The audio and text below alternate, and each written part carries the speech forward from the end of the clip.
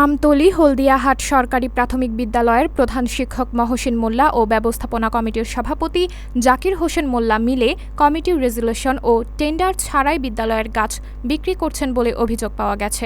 বিদ্যালয়ের ব্যবস্থাপনা কমিটির সদস্য ও অভিভাবকরা এমন অভিযোগ করেন। দ্রুত তদন্ত সাপেক্ষে তাদের বিরুদ্ধে আইনগত ব্যবস্থা নেওয়ার দাবি জানিয়েছেন এলাকাবাসী। ঘটনা ঘটেছে আমতলী উপজেলার হলদিয়াহাট সরকারি প্রাথমিক বিদ্যালয়ে। জানা গেছে, আমতলী উপজেলার হলদিয়াহাট সরকারি প্রাথমিক বিদ্যালয়ে শতাধিক পুরনো গাছ রয়েছে।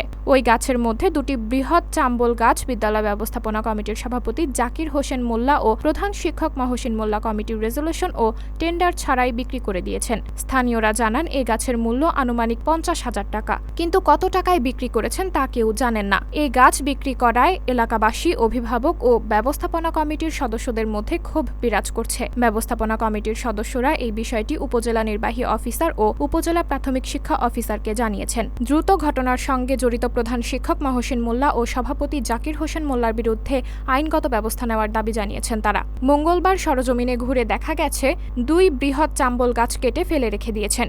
কাটা অবস্থায় গাছের গোড়া ও গাছ পড়ে আছে। স্থানীয়রা জানান, সভাপতি ও প্রধান শিক্ষক যোগসাজশে গাছ বিক্রি করে দিয়েছেন।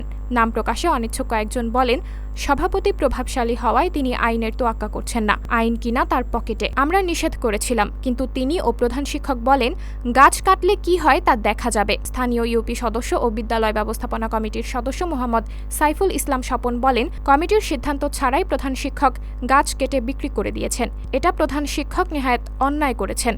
তিনি আরও বলেন, এর আগেও বেশ কিছু বিদ্যালয়ের গাছ এভাবে বিক্রি হয়েছে। বিদ্যালয়ের প্রধান শিক্ষক মোহাম্মদ মহসিন মোল্লা বলেন, প্রাচীর নির্মাণ করায় গাছ কাটতে হয়েছে। প্রাচীর থেকে গাছ অনেক দূরে, তবে গাছ কাটতে হলো কেন, এমন প্রশ্নের জবাবে তিনি এগিয়ে যান। তিনি বলেন, যারা প্রাচীর নির্মাণ করার টেন্ডার পেয়েছে তারা গাছ কেটেছে। বিদ্যালয় ব্যবস্থাপনা কমিটির সভাপতি মোহাম্মদ জাকির হোসেন মোল্লা বলেন, উন্নয়নমূলক কাজ করতে গেলে গাছ কাটা দোষের কিছু নয়। কমিটির রেজুলেশন ও টেন্ডার ছাড়া গাছ কাটা যায় কিনা এমন প্রশ্নের জবাবে তিনি কোনো সদুত্তর দিতে পারেননি। আমতলী উপজেলা প্রাথমিক শিক্ষা অফিসার মোহাম্মদ শফিউল আলম বলেন, কমিটির রেজুলেশন অথবা টেন্ডার ছাড়া কোনো ক্রমেই বিদ্যালয়ের সরকারি গাছ বিক্রি করা যাবে না। বিষয়টি আমি জেনেছি। তদন্ত সাপেক্ষে আইনগত ব্যবস্থা নেওয়া হবে। আমতলী উপজেলা নির্বাহী অফিসার তারেক হাসান বলেন, বিষয়টি জেনেছি, খোঁজখবর নিয়ে আইনগত ব্যবস্থা নেওয়া হবে।